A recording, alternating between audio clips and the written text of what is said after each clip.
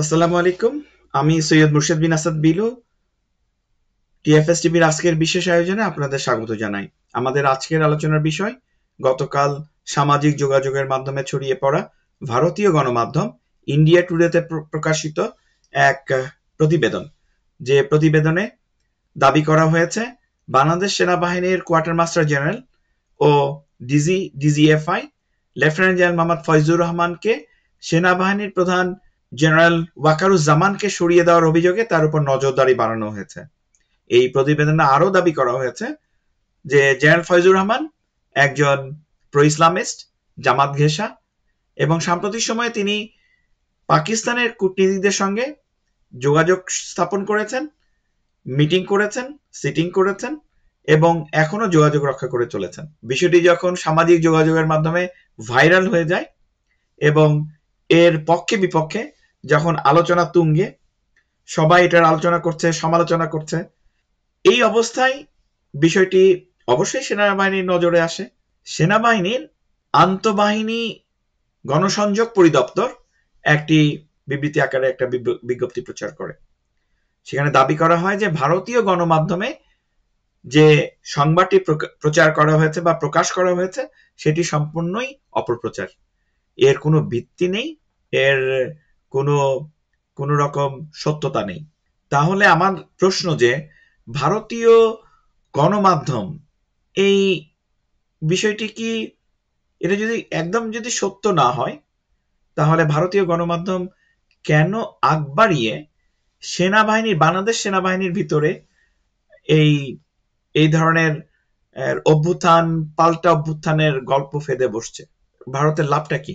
ভারতের, আমাদের কাছে বিষয়টি পরিষ্কার, এই কারণে পরিষ্কার যে বিগত জুলাই অগাস্টের আন্দোলনটা এবং যে ছাত্র আন্দোলনে লক্ষ্য যেটা ছিল সেটা হচ্ছে যে ভারতীয় বাংলাদেশে ক্রমবর্ধমান ভারতীয় আগ্রাসনের বিরোধিতা করা।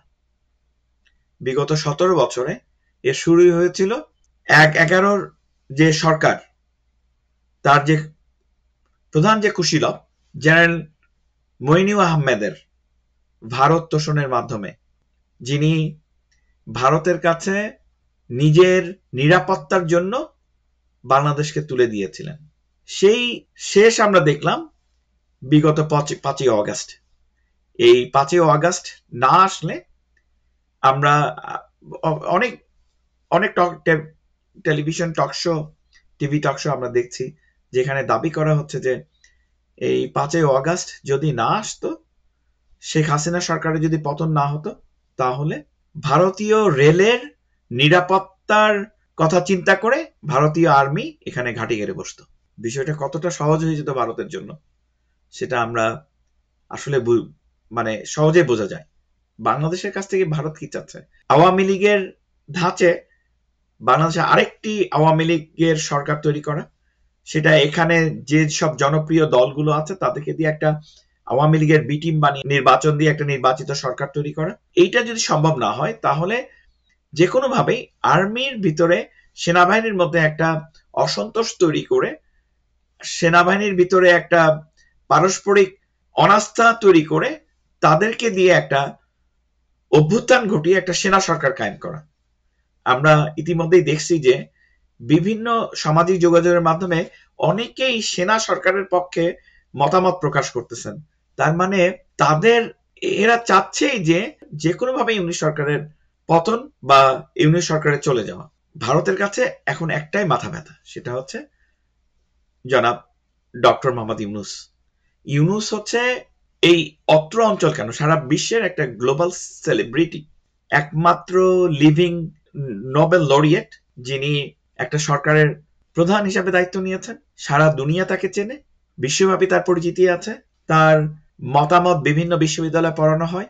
সুতরাং তার মতন একজন ব্যক্তিত্ব যখন বাংলাদেশের সরকারের দায়িত্বে আছেন, তাকে স্পর্শ করার মতন ক্ষমতা এই অত্র অঞ্চলে কারো নেই।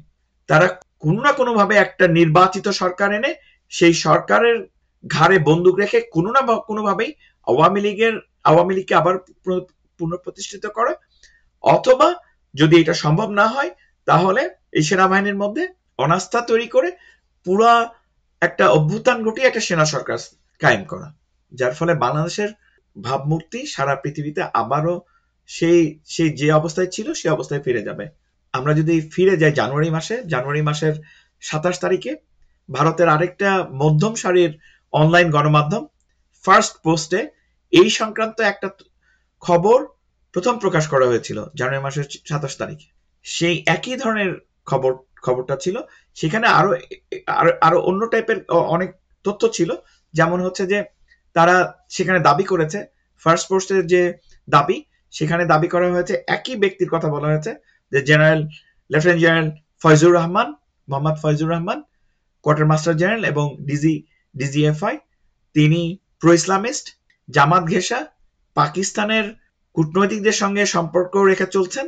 তিনি বাংলাদেশে বর্তমান সেনাপ্রধানকে সরিয়ে একটা নতুন সেনার নিজের দায়িত্ব গ্রহণ করা, বাংলাদেশে এমন একটা পরিস্থিতি তৈরি করা যেখানে যার মাধ্যমে মনে হবে যে বাংলাদেশ সরকার আইন শৃঙ্খলা রক্ষায় কোনো ভূমিকা পালন করতে পারতেছে না, সেখানে সেনা শাসনটাই অবশ্যম্ভাবী। সেই কারণেই এমন একটা পরিস্থিতি তৈরি করা।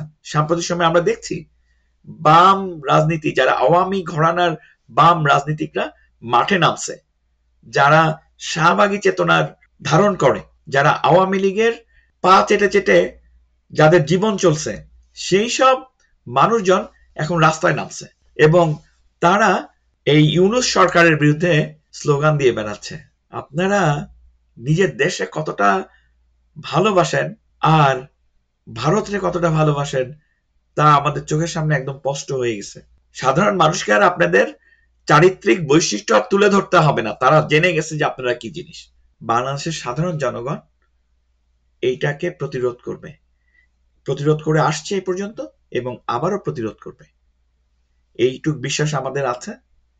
এই বিশ্বাসের সঙ্গে সঙ্গে আপনাদের কাছ থেকে আমি বিদায় নিই। আল্লাহ হাফেজ, আসসালামু আলাইকুম।